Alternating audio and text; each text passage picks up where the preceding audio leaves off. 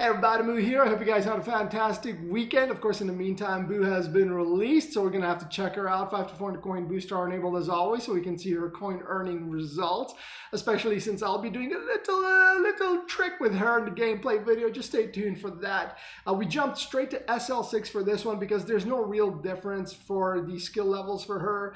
I mean, obviously at skill 6, you get 6 seconds of magic Boo time. At SL3, you get 4.5 seconds, if I'm not mistaken. So not a massive difference, especially if you're going to be abusing the trick I'm going to be showing you right now. You can really do that at SL1 as well. So actually quite handy for an SL1 Tsum Tsum. I don't think there's a lot of SL1 Tsum Tsum that can give you those kind of results as far as the coins are concerned. But anyways, as far as an SL6 Tsum Tsum is concerned, she's not very strong for score and or coin. And while generally those Tsum Tsum can be avoided altogether from your gameplay roster, she is incredibly useful because if you've played her, you know that what she does when you summon her ability is she gives you 3 different doors. Each door brings out a different Tsum Tsum that has its own unique abilities and converts her My Tsums on screen to whatever that Tsum Tsum skill is. So we have a pink door, a green door, and a blue door. Each one is for the colors of the Tsum Tsum that we got this month. Blue is Solly, green is Mike, pink is Boo. So if you open the pink door, you get her, and if you're using the 5 to 4, she's going to remove yet another type of Tsum Tsum from your screen, which means you're going to be left with only 3 type, which is obviously super handy, especially if you're trying to make time bubbles for missions, right? So if you select the blue door, you're going to be getting Sully, which, you know, as Sully does, he just creates a bunch of large Tsum Tsum.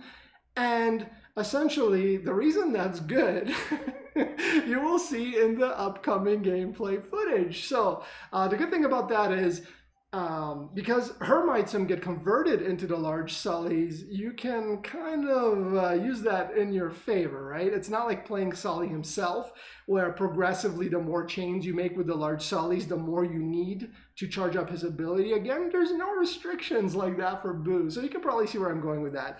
Mike, he just turns into the mini Mikes, like very, very miniature Mikes. I think Wally, I guess he has that same kind of ability. So you can kind of play around with them depending on what missions you're doing, bingo and or event or otherwise. Again, not the best Tsum Tsum for scoring or coin unless you're using her at SL1 and you don't have SL6 premium Tsum Tsum. But you're going to have to wait and see that gameplay video and see how to do that trick, which is coming your way right now. But as always, thank you so much for your likes, your subs, and your viewership. I'll see you guys next time. All right, everybody, here we go. We're going to have a little bit of fun with Boo here. I'll show you something that you can do with her irregardless of what skill level you have her. This will work at any skill level, really, because all you're really after is initiating her ability. It doesn't matter how long it lasts. You don't need the 6 seconds that you get at SL6 or 3.5 seconds you get at SL3. It doesn't really matter. But what you got to do is clear the screen of the other Tsum Tsum. You can probably see where I'm going with this. You're not going to get a lot of coin out of this, but you will get something much better than coin. And that's fun. This is so much fun. All right, here we go. We're going to do this before fever time expires. Pick the blue door. And, okay, let me just do this real quick. So that's 125 chain. I've tried resetting the chains with a magic bubble and it does not work. You literally have to wait for the animation to go through the whole thing.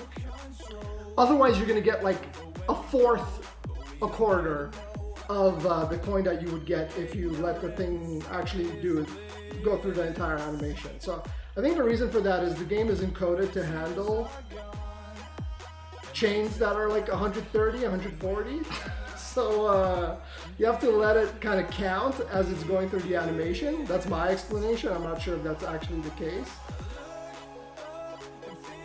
So I'm actually, see, we have that bubble on screen there. We might just have to let it stand there. All right, here we go. We're going to do that one more time. Need a blue door. Don't choke on the blue door. That's the key part. All right, here we go. Here we go. Another 125 chain. We got restricted a little bit. We got cut by the clock, but that's fine. It's fine. Look at it go, dude. What do we end up with? Almost 3,000 base coin. Okay, so not bad, right? I mean, it could be so much worse than that for a Tsum Tsum like this. But again, it has its uses. It's obviously going to be super handy for missions, as I've said in the intro, because it does 3 different things that you don't need 3 separate Tsum Tsum to do. It makes the big chains.